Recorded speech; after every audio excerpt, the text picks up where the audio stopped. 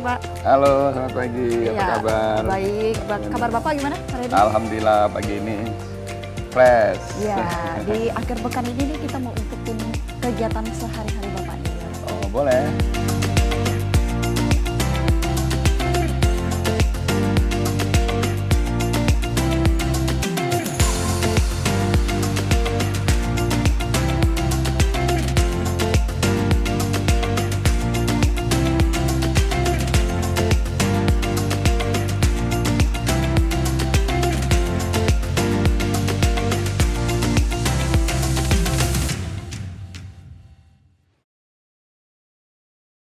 Jadi kita mau kemana nih Pak? Nah, saya ajak ke Tugu di Gulis. Ya. Di Tugu di Gulis itu kan ada Taman di Gulis, pusat di mana tempat aktivitas masyarakat berolahraga juga. Oh iya. Nanti kita ke sana, oke? Oke, baik Pak.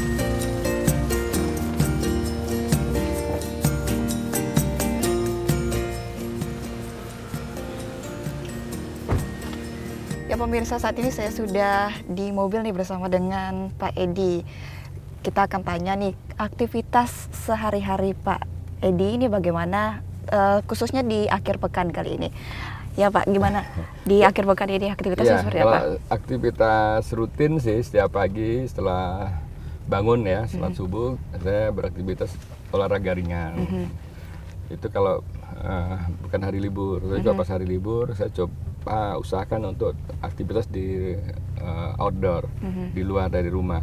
Nah seperti hari ini kita keliling keluar olahraga sembari melihat suasana kota, aktivitas masyarakat, terutama masalah kebersihan.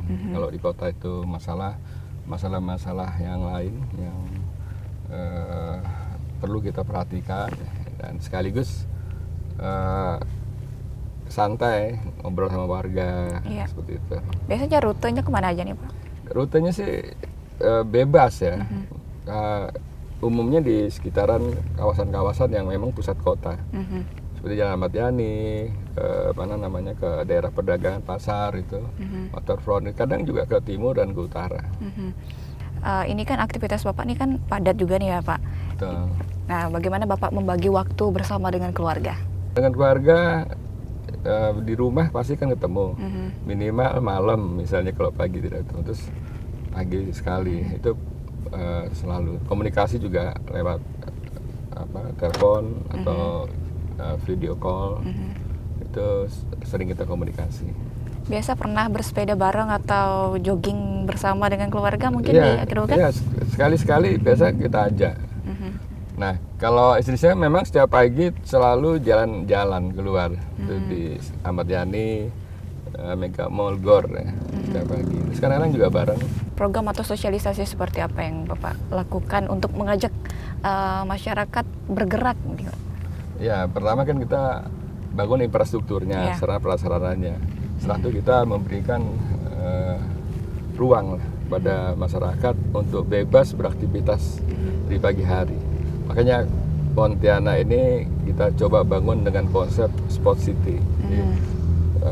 Kota olahraga, kota yang kreatif, yang aktif gitu pergerakannya, dengan didukung oleh kondisi ruangan taman-taman terutama yang humanis, ya seperti trotoar atau ruang publik. Nah ini kan memberikan daya tarik dan menarik masyarakat untuk datang beraktivitas bersama-sama, sehingga di situ terjalin interaksi yang baik sama warga yang heterogen, yang mungkin tidak saling kenal, jadi terbentuk komunitas masing-masing. Ya, artinya tidak hanya sehat tapi juga membentuk komunitas dan juga interaksi dengan orang-orang baru begitu ya. Betul.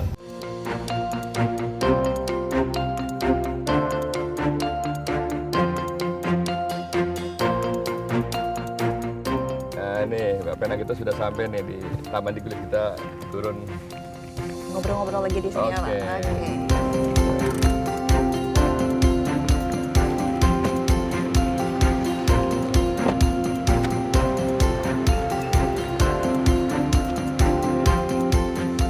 Ya Ya pemirsa, saat ini saya dan juga bersama dengan Pak Edi sudah tiba di Taman Dukulis nih. Kita mau jalan santai sekaligus ngobrol-ngobrol mengenai pembangunan Kota Pontianak secara umum.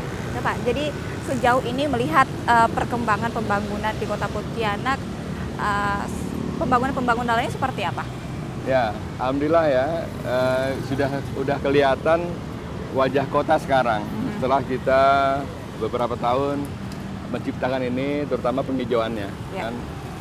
Ini kota sudah hijau, tinggal kita terus tingkatkan kualitasnya, kita rawat, terus kita nanti mulai meluas. Seperti yang kita akan ciptakan tidak hanya di sekitaran Tugu Dukulis ini, tapi kita juga akan coba di kawasan-kawasan di 6 kecamatan.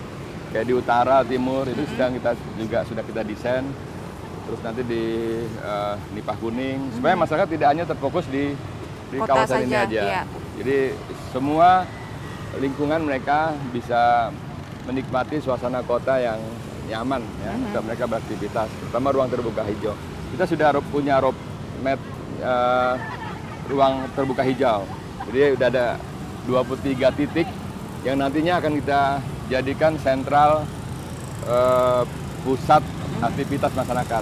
Ya, di 23 titik itu sudah rampung semua atau masih ada yang belum. dalam progres? Salah satunya kan di kawasan Tugu Dukulis nih, Ya. Taman Sepeda, Taman Catur. Nah, nanti misalnya ada di Batu Layang, ada di Tugu Katulistiwa, ada di Nipah Kuning, seperti itu. Di Palima. Kita sudah buat titik-titik ini merupakan simpul yang nanti akan terhubung satu sama lain. Artinya secara konsep masyarakat nanti bisa mengunjungi titik-titik itu terhubung dengan akses yang gampang. Selain dengan kendaraan bisa lewat berjalan kaki atau olahraga. Ini yang ide yang memang perlu dilanjutkan.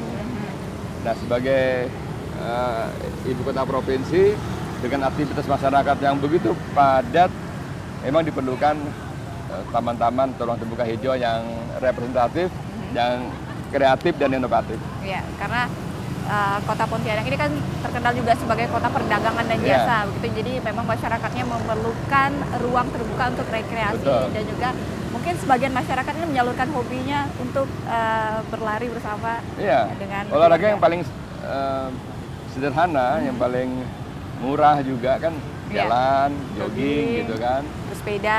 Sepeda. Nanti di taman-taman kita ciptakan juga ada alat-alat gym sederhana. Oh iya. Sepeda dan spot tempat-tempat permainan seperti basket. Ada kita nanti akan dibuat juga yang di Taman Alun itu di belakang BNI untuk panjat tebing. Iya. Ada basketnya juga. Sehingga nanti sensasi Sungai Kapuas itu bisa tidak hanya masyarakat diam, tapi mereka rekreasi sambil juga bermain. Ya, jadi tidak ada lagi alasan masyarakat untuk tidak berolahraga di akhir pekan, karena memang sarana dan prasarana ini sudah disediakan secara gratis pula, begitu ya? Walaupun itu standarnya, kalau yang prestasi itu kan standarnya Olimpik, tapi ini standar rekreasi di Taman Catur dan sebagainya.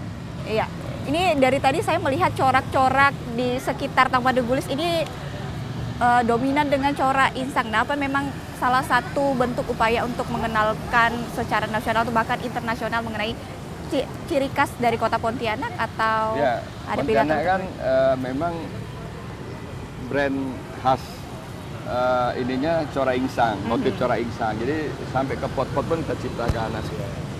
Pak, mungkin kita bisa jalan lagi untuk melihat sudut-sudut dari Taman Dukulis ini. Iya. Ini di tepi-tepi ini bunga, di sini mungkin kedepannya akan ditambah pohon lagi. Kalau ini kan sudah beberapa tahun ya, sudah jadi. Secara umum ini sudah baik ya. Kita mungkin tidak ada bentuk yang baru lagi, tinggal merapikan dan menata dan menjaga kebersihan. Tapi kita nanti akan pusatkan di waterfront. Waterfront sekitaran pasar-pasar besar itu akan kita jadikan salah satu pusat destinasi andalan Kota Pontianak. Ya, karena Pontianak, Sungai Kapuas ini kan salah satu urat nadi peradaban. Iya. Awalnya Kota Pontianak berdiri. Bisa dikatakan bahwa sungai ini adalah image-nya Kota Pontianak. Ya. Seperti apa, Pak? Ya benar. Kalau kita bicara Pontianak masih Sungai Kapuas, Oh iya. Katulistiwa itu udah brand Kota Pontianak. Tugu Bambu Runcing. Bambu Runcing ya. Ini Taman Dibulis nih. Untuk perawatannya sendiri ini memang ada petugas khusus atau masyarakat juga bisa berpartisipasi, Pak? Kita sudah ada petugas yang khusus membersihkan ini, menjaga ini. Ya. Baik itu kebersihan maupun keamanannya. Nah, kita lihat kan ini sudah bersih. Ya. Ini setiap hari memang Disapu. bersih seperti ini gitu ya, disapu. Kita berharap juga masyarakat juga ikut berpartisipasi menjaga kebersihan, Ya. jangan buang sampah sembarangan, tidak merusak ya. Juga menjaga fasilitas-fasilitas yang ya, ada. sudah dibangun. Ini jalur pejalan kaki dan di sebelah sini jalur sepeda ya, Pak? Ya, jalur sepeda ini kita kasih space. Memang idealnya trotoar tuh lebar ya, Iya. jadi lebih humanis dan teduh gitu, hijau. Gitu. Ya Pak, mungkin di setiap sudut Kota Pontianak, terutama di Taman Dibulis ini cocok untuk dijadikan spot foto yang menarik nih ya. Betul, banyak kita coba bangun kota yang instagramable, yang humanis, yang hijau. Kalau di foto ataupun di posting pasti akan menarik. Iya, selain di Taman Dibulis kita mau kemana lagi nih Pak? Nah, habis ini kita akan ajak ke waterfront. Oke. Ya, pemirsa, sebentar lagi kita akan ke waterfront untuk melihat keindahan dan juga bagaimana sih fasilitas yang akan ditawarkan di sana. Jangan kemana-mana, tetaplah bersama Close Up Inspiratif.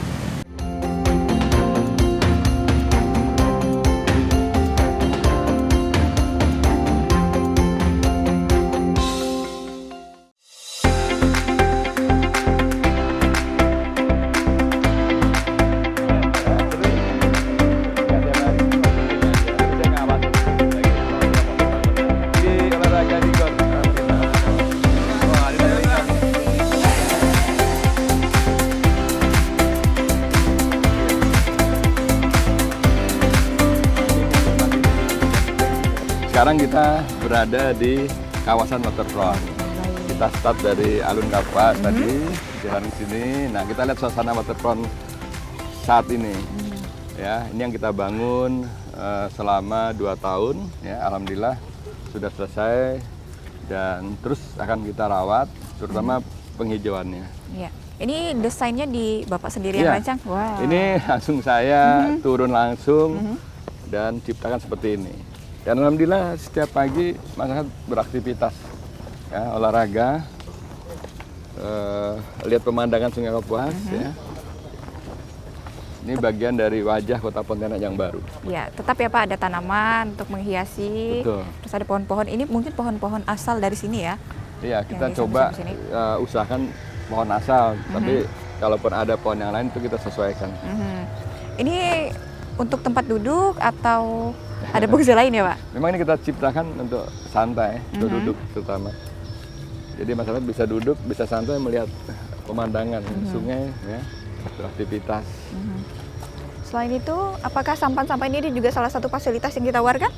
Nanti, ini nanti secara otomatis kita akan ngajak masyarakat melihat peluang yang ada ini supaya mereka bisa memanfaatkan sungai ya untuk fasilitas olahraga dan perekonomian otomatis ya. Iya. Tadi kan Bapak sampaikan akan ada taman basket ya?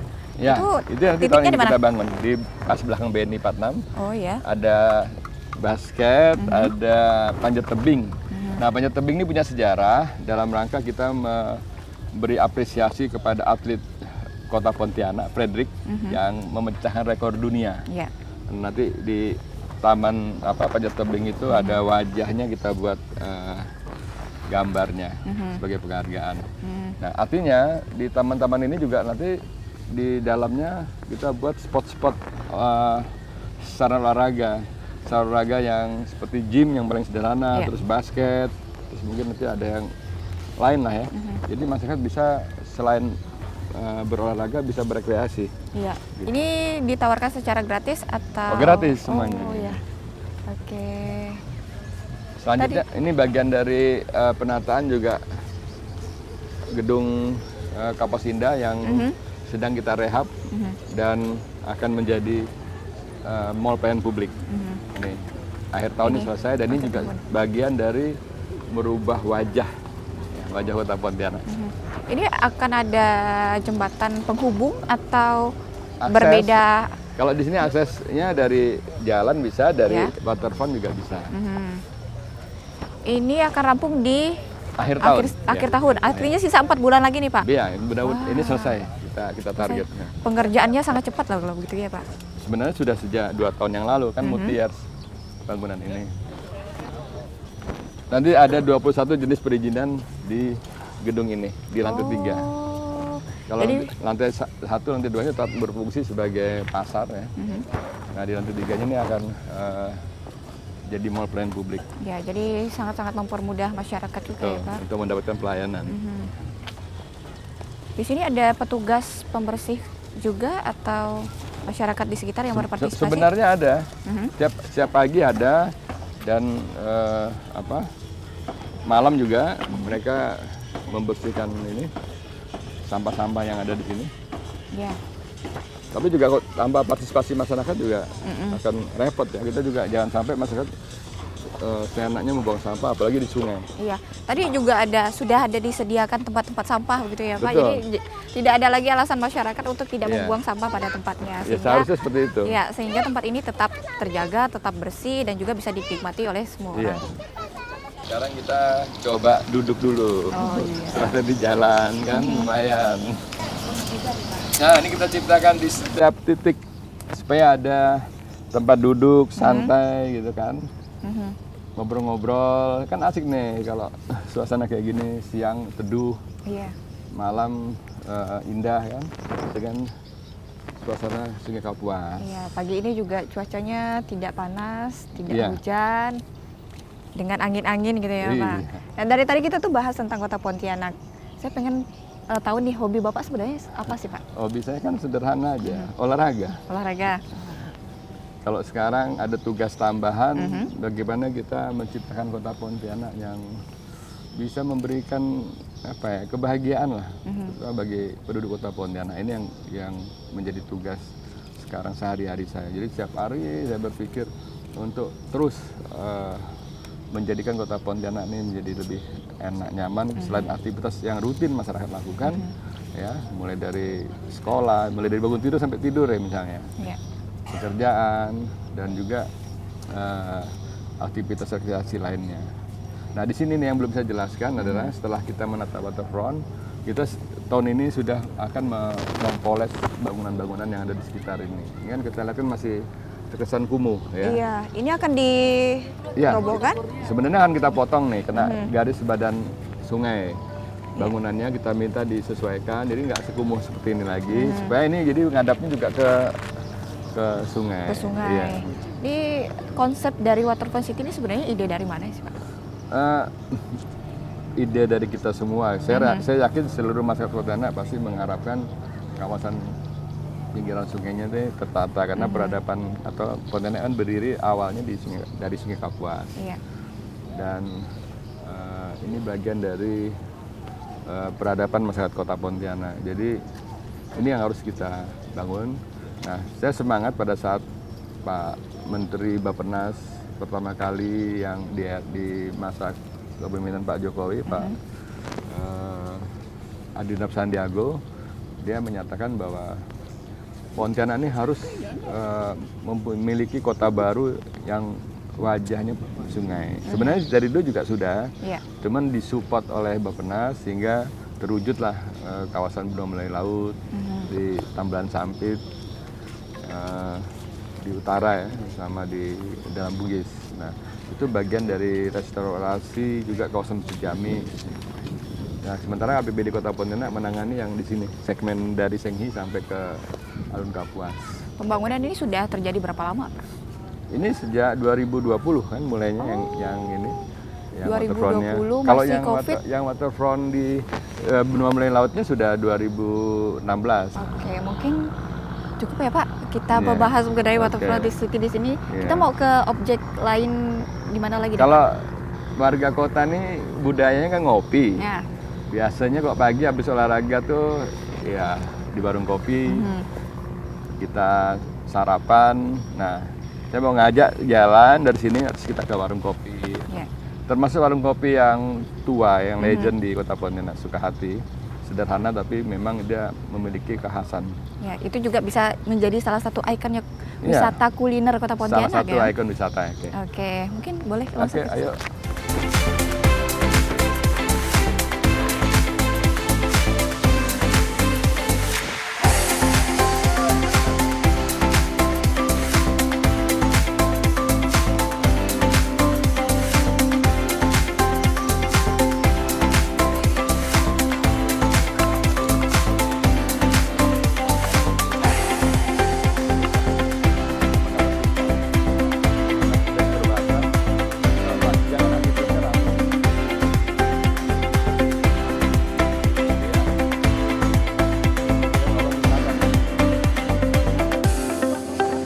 Bisa.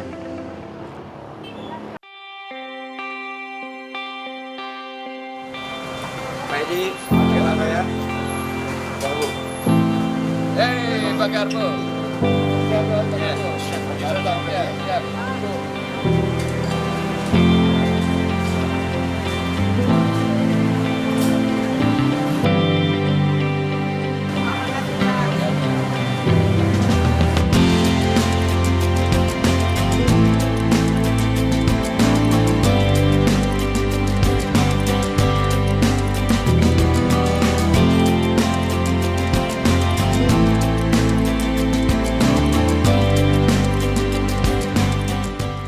Ya pemirsa, tadi kita udah jalan-jalan dari Debulis ya Pak, terus Iya. ke Waterfront City Betul. juga. Nah sekarang kita mau ngopi sambil ngobrol-ngobrol santai nih. Kita mau cari tahu lebih lanjut nih mengenai sosok Pak Edi sebagai Wali Kota Pontianak. Ya. Ini kopi sudah dihidangkan, Iya. bisa dicoba dulu Iya. kopinya. Boleh Pak, kita coba? Iya. Kita minum kopi dulu ya. Iya.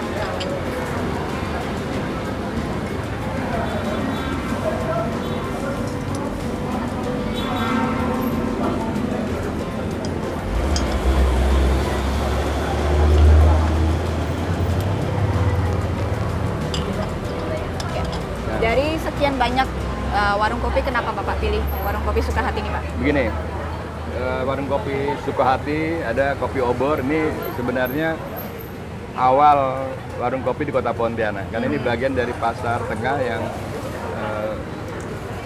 kota lama Kota Pontianak. Nah, di sini warung kopinya tidak berubah. Jadi sebenarnya walaupun tempatnya sempit, tapi tetap masih banyak penggemar-penggemar warung kopi ini. Iya. Terutama yang usia-usia lansia ya, karena dulu masa remajanya hanya warung kopi ini yang ada. Nah sekarang kan sudah banyak dengan berbagai macam varian. Iya. Nah oleh sebab itu, kenapa di sini? Tadi kita karena dekat dengan waterfront. Ini bagian dari wilayah yang akan kita tata, ya. Dan budaya ngopi di Kota Pontianak ini sudah sangat tinggi budayanya. Orang Pontianak kalau tidak ngopi ada yang kurang rasanya gitu kan. Iya. Kan di kopi itu, di warung kopi itu selain hidangan kopi dan yang lain juga ada menu-menu tradisional. Nah ini yang menjadi ciri khas Kota Pontianak sekarang ini. Selain pelopor, rasanya juga masih otentik atau seperti apa menurut Bapak? Ya kalau rasanya masih otentik dengan olahan tradisional. Ya.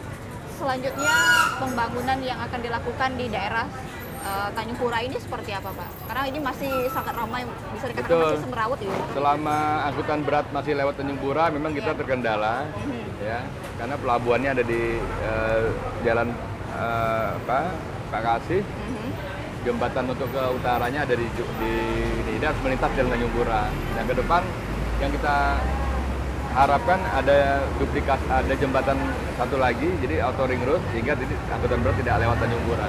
Tapi untuk kawasan pasar tengah ini, selain kita menata infrastruktur jalan pedestriannya, drainase, juga bangunannya. Jadi bangunannya kita rapikan supaya di sini ada simbol kawasan heritage, kawasan tua Kota Pontianak yang menjadi lorong wisata. Tadi kan sempat dibahas akan membuat salah satu tempat wisata kuliner begitu Iya. ya Pak. Itu ke depannya seperti apa? Ya, saya melihat kan Pontianak ini kota jasa dan perdagangan. Iya. Banyak pelaku usaha mikro, kecil yang berusaha di sektor kuliner. Nah, tentu ada tempat-tempat yang berpotensi sebagai kawasan pusat kuliner yang harus kita coba aktifkan. Salah satunya Jalan Sultan Muhammad. Dengan adanya waterfront, banyaknya pengunjung, nah mereka perlu minum, perlu makan, sehingga Jalan Sultan Muhammad yang kalau malam itu sepi, Iya. ini bisa dimanfaatkan untuk para pedagang kaki lima berjualan di sana.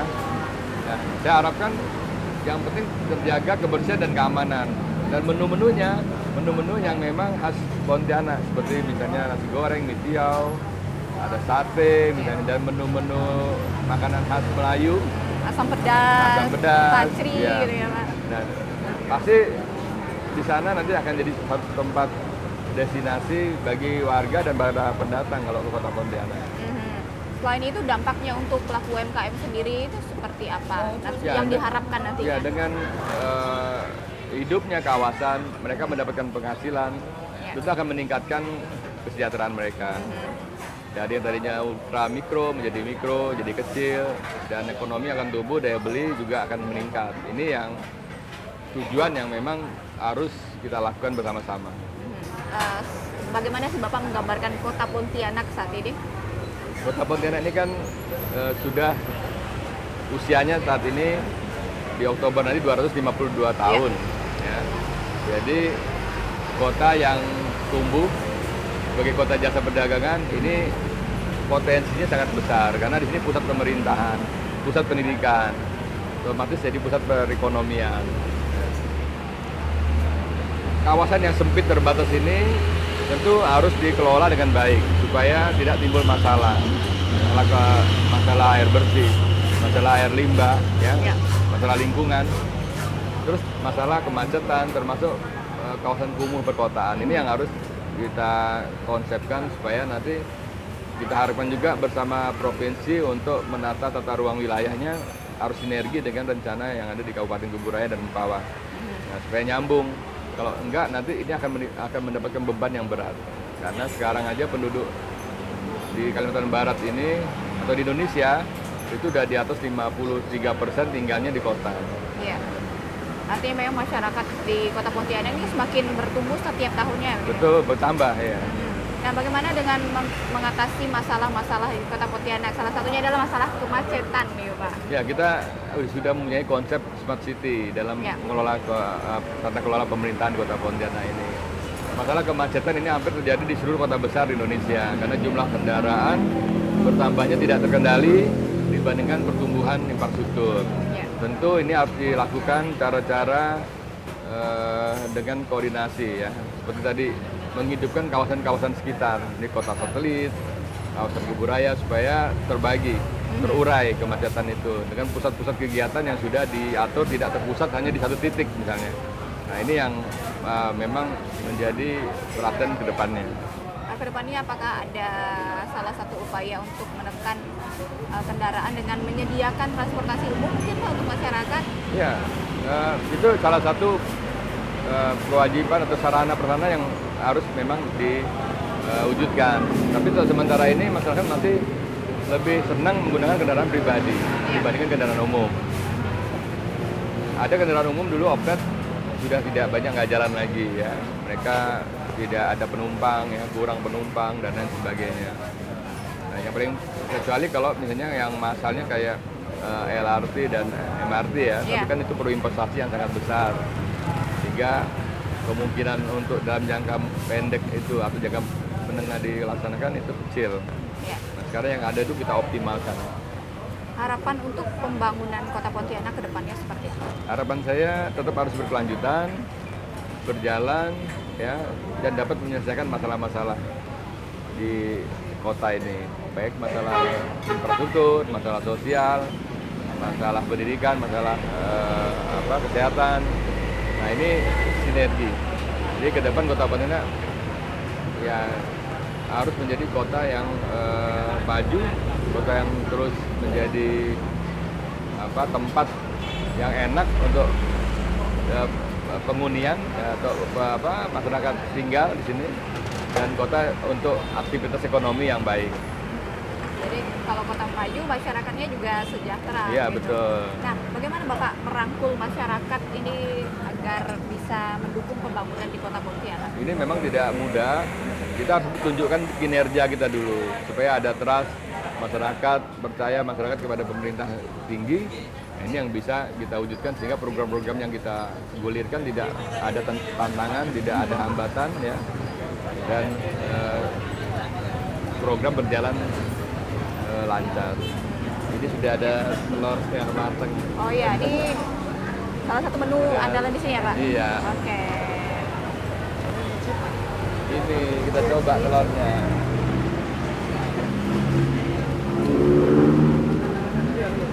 Nah pemirsa, saat ini saya akan mencoba telur setengah matang nih. Nah kalau untuk Pak Edi sendiri, apakah selalu pesan menu ini di akhir Iya. pekan? Setiap kita sarapan, ini kan bagian dari sarapan. Iya. Kalau saya nggak setengah matang, 3/4 matang. Oh, Jadi ini bagian dari menu sarapan pagi yang sehat. Iya. Ya. Yang rutin kita makan di saat pagi. iya. Kalau Pak Edi sendiri di rumah, Di rumah sarapannya ini juga? Iya, kadang-kadang Oh. ya. Ini menu rutin yang tersedia. ini telur kampung, Terkampung. ya, juara banget. Biasa berapa porsi Pak? Satu aja. Satu aja ya. Satu aja udah kenyang atau Cukup, saya rasa. cukup ya?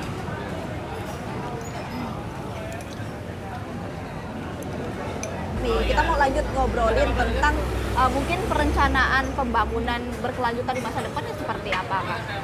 Kita sudah punya roadmap, sudah punya master plan, tata ruang, bahkan detail tata ruang Kota Pontianak. Ini akan dilanjutkan. Iya. Selain dari infrastruktur dasar, kita akan melengkapi dengan sarana-prasarana penunjang untuk menjadikan kawasan itu jadi menarik, tuntas, ya, sesuai dengan fungsinya. Dan tentu kita berharap juga partisipasi masyarakat, terutama investor, di mana ada kawasan-kawasan yang mungkin belum optimal, misalnya kayak Pasar Sudirman, ya. Terus ada beberapa titik-titik yang belum optimal, ini bisa dioptimalkan, ya, bisa dirapikan, termasuk pasar-pasar. Nah, sehingga pelayanan dasar, sarana prasarana dasar yang menjadi kebutuhan masyarakat bisa terpenuhi. Nah, tinggal Smart City Kota Pontianak ini bisa menunjang aktivitas untuk pertumbuhan ekonomi yang lebih baik. Ya, kalau untuk Pasar Sudirman sendiri penataannya akan seperti apa nantinya, Pak? Ya, sekarang memang belum ada, Ya. karena lahannya kan itu HGB oleh masing-masing pemilik, ya, yang harusnya mereka nanti bagaimana kita koordinasikan untuk kita menjaga. Kalau tidak kan tidak optimal dari sisi kualitas bangunannya, dari sisi perdagangannya sendiri. Sudah banyak ditinggalkan oleh masyarakat yang beralih ke lokasi-lokasi yang lebih representatif dan lokasi-lokasi yang lebih menarik. Ya.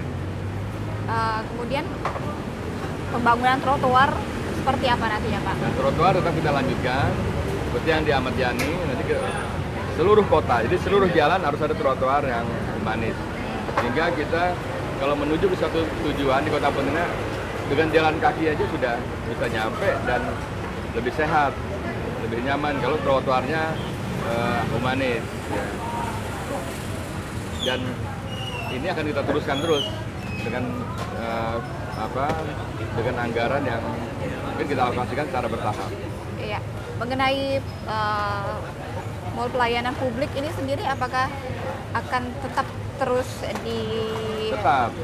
MPP itu merupakan program dari Kementerian Aparatur Negara dan Birokrasi. Ini insya Allah akhir tahun ini selesai. Nah, nanti itu menjadi salah satu pengungkit kawasan Pasar Tengah juga. Ya. Karena gedung Kaposida kan milik pemerintah kota yang 30 tahun lebih tidak pernah direhab. Karena baru kali ini kita rehab dan kita jadikan mall pelayanan publik. Mall pelayanan publik ini ada 21 perizinan yang digabung di satu ruangan.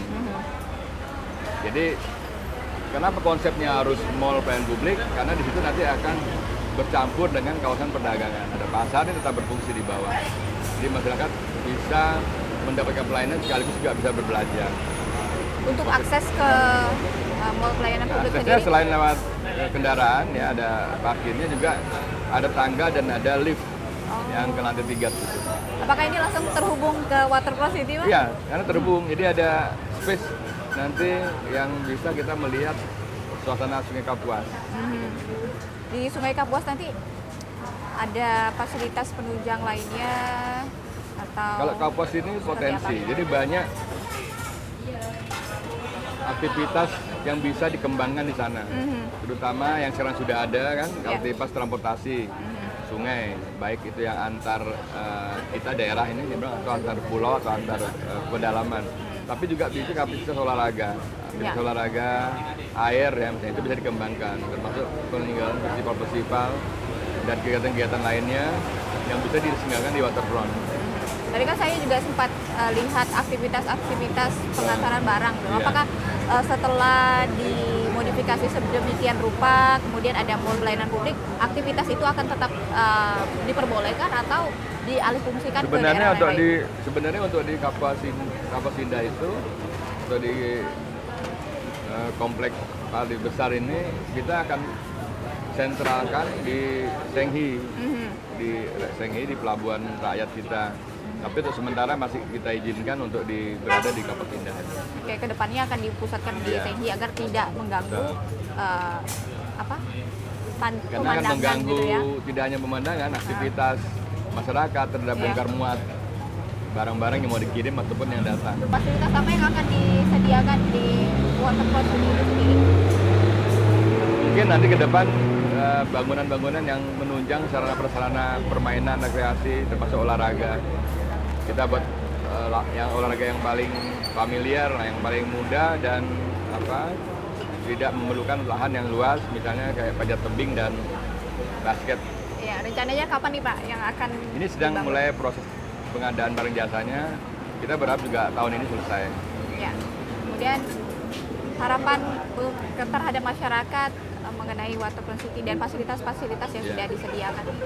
Tentu pemerintah Kota Pontianak berharap pada warga Kota Pontianak khususnya dan siapapun yang datang ke Kota Pontianak untuk kita sama-sama menjaga fasilitas sarana prasarana yang sudah dibangun, ya. Tidak merusak, tidak terjadi vandalisme, ya. Tapi yang paling penting adalah juga tidak membuang sampah sembarangan. Ya, kita akan dibuanglah pada tempat-tempat yang sudah kita siapkan sehingga kita menjaga kota ini tetap harus bersih. Ya, baik. Terima kasih Bapak sudah Sama. ngobrol Ya. bersama tadi ya, kita dari The Gulis kemudian ke Waterfront City. Ya. Di sini ngobrol-ngobrol santai lagi di warung kopi khasnya Kota Pontianak. Ya, pemirsa, mari kita sebagai masyarakat Indonesia untuk mendukung pembangunan di Kota Pontianak agar maju kotanya, sejahtera masyarakatnya. Saya Christina Vena mewakili kru yang bertugas mengucapkan terima kasih atas perhatian dan kebersamaan Anda. Selamat sampai jumpa.